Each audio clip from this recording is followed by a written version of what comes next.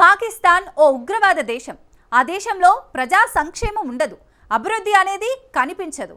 నిత్యం బాంబు మూతలు, తుపాకుల శబ్దాలు, మారణ హోమాలు తరచూ కనిపిస్తూనే ఉంటాయి. ఎక్కడో ఒక చోట బాంబులు పేలి ప్రజలు చనిపోతూనే ఉంటారు. రోడ్లు, విద్యుత్ సరఫరా, మౌలిక వసతుల గురించి ఎంత తక్కువ చెప్పుకుంటే అంత మంచిది. అందువల్లే పాకిస్తాన్ దేశాన్ని ప్రపంచ దేశాలు కూడా పెద్దగా పట్టించుకో. అయితే ఇప్పుడిప్పుడే అమెరికా పాకిస్తాన్ దేశానికి బిచ్చం వేస్తోంది. దీనికి ప్రధాన కారణం ఆ దేశంలో విలువైన వనరులు ఉండటమేనట.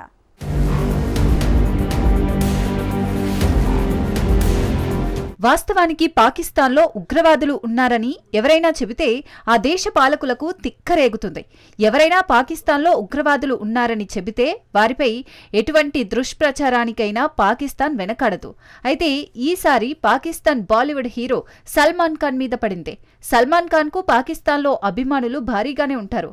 అయినప్పటికీ షరీఫ్ ప్రభుత్వం సల్మాన్ ఖాన్ విషయంలో అడ్డగోలుగా మాట్లాడుతోంది. ఇష్టానుసారంగా వ్యాఖ్యలు చేసింది. పాకిస్తాన్ తీవ్ర స్థాయిలో ఆగ్రహం వ్యక్తం చేయడం వెనక కారణం లేకపోలేదు. బాలీవుడ్ సూపర్ స్టార్ కండల వీరుడు సల్మాన్ ఖాన్ ను పాకిస్తాన్ ఉగ్రవాదిగా ప్రకటించడం సంచలనం రేపుతోంది.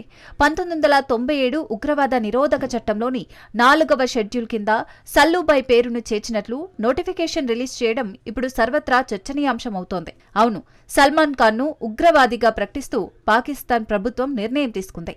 సల్మాన్ ఖాన్ పై పాకిస్తాన్ ప్రభుత్వం ఈ రేంజ్ లో నిర్ణయం తీసుకోవడానికి ఆయన చేసిన ఆ ప్రసంగం పాకిస్తాన్ కు కోపం తెప్పించింది.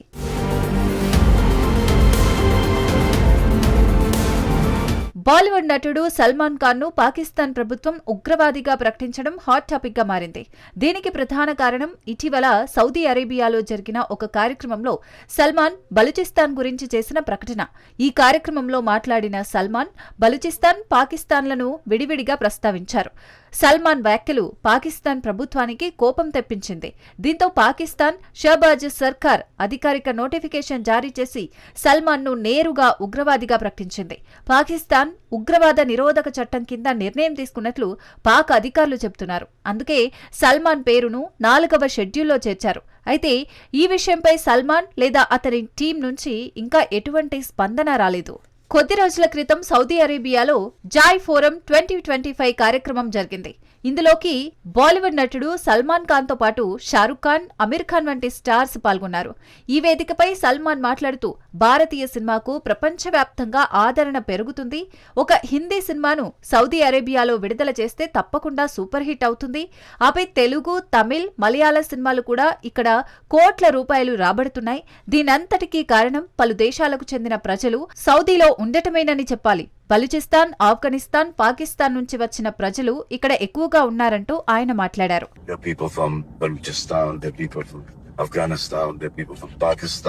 సల్మాన్ ఖాన్ వ్యాఖ్యలతో పాకిస్తాన్ దేశానికి ఒళ్ళు మండింది. కొంతకాలంగా బలూచ్ ప్రాంతంలో పాకిస్తాన్ ప్రభుత్వానికి వ్యతిరేకంగా ప్రజలు ఆందోళనలు చేస్తున్నారు.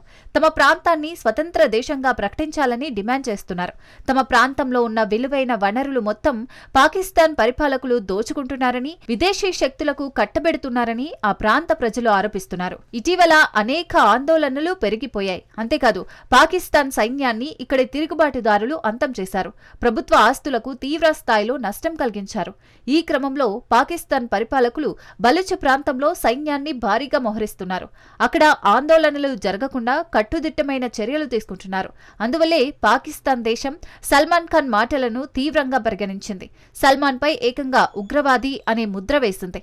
పాక్ చట్టాల ప్రకారం ఈ లిస్టులో ఉన్న వారి పట్ల నిఘా, కదలికలపై ఆంక్షలతో పాటు చట్టపరమైన చర్యలకు అవకాశం కల్పిస్తుంది.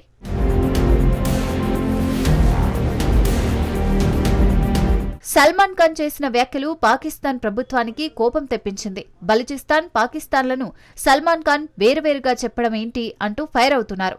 పాకిస్తాన్ కు చెందిన బలూచిస్తాన్ ను ఇలా వేరు చేసి మాట్లాడడం ఏంటని ఆయనపై అక్కడి మీడియా కూడా విమర్శలు చేసింది. అయితే బలూచిస్తాన్ వేర్పాటువాద నాయకులు మాత్రం సల్మాన్ చేసిన ప్రకటనను స్వాగతిస్తున్నారు. సల్మాన్ వ్యాఖ్యలను బలూచ్ స్వాతంత్ర్యం కోసం పోరాడుతున్న ప్రముఖ న్యాయవాది మీర్ యార్ బలూచ్ ఒక ట్వీట్ కూడా చేశారు. సల్మాన్ చేసిన వ్యాఖ్యలు 6 కోట్ల బలూచిస్తాన్ ప్రజలకు ఆనందాన్ని కలిగించిందని కృతజ్ఞత తెలిపారు. ఇలా మాట్లాడేందుకు చాలా దేశాలు వెనకడుగు వేశాయని వారు గుర్తు చేశారు. బలూచిస్తాన్ను ప్రత్యేక దేశంగా ప్రపంచవ్యాప్తంగా గుర్తించడాన్ని హైలైట్ చేసేలా సల్మాన్ వ్యాఖ్యలు చేరుతాయని అభిప్రాయపడ్డారు. ఖనిజ వనరులతో సమృద్ధిగా ఉన్న బలూచిస్తాన్ చాలా వెనుకబడిన ప్రాంతంగా మిగిలిపోయింది. ఇక్కడ చమురు, బొగ్గు, బంగారం, రాగి తదితర వనరులు ఎక్కువగా ఉన్నాయి. వీటి ఆదాయం పాక్ ఖజానాను కాపాడుతుంది. కానీ బలూచిస్తాన్ ప్రాంతాన్ని అభివృద్ధి చేయడంలో పాక్ నిర్లక్ష్యంగా ఉండటంతో అక్కడ వ్యతిరేకత వ్యక్తమైంది.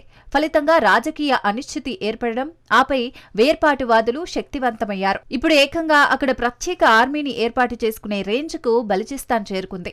పాక్కు పక్కలో బల్లెంలా బలూచిస్తాన్ తయారైంది.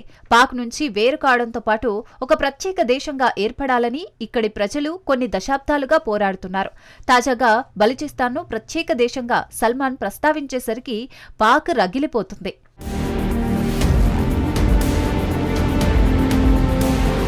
పాకిస్తాన్ తీసుకున్న నిర్ణయం పట్ల సల్మాన్ ఖాన్ అభిమానులు మండిపడుతున్నారు. పాకిస్తాన్ అనేది ఉగ్రవాద దేశమని, అటువంటి దేశం సల్మాన్ ఖాన్ పై ఉగ్రవాది అని ముద్ర వేయడం అత్యంత దారుణమని సల్మాన్ ఖాన్ అభిమానులు ఆగ్రహం వ్యక్తం చేస్తున్నారు.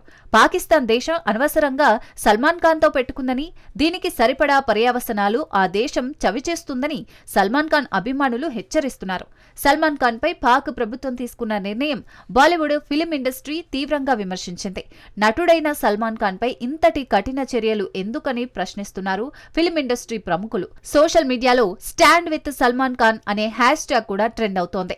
పాకిస్తాన్ ప్రభుత్వం తీసుకున్న ఈ నిర్ణయం భారత్, పాకిస్తాన్ సంబంధాలపై మరింత ప్రభావం చూపే అవకాశముందని విశ్లేషకులు అంటున్నారు.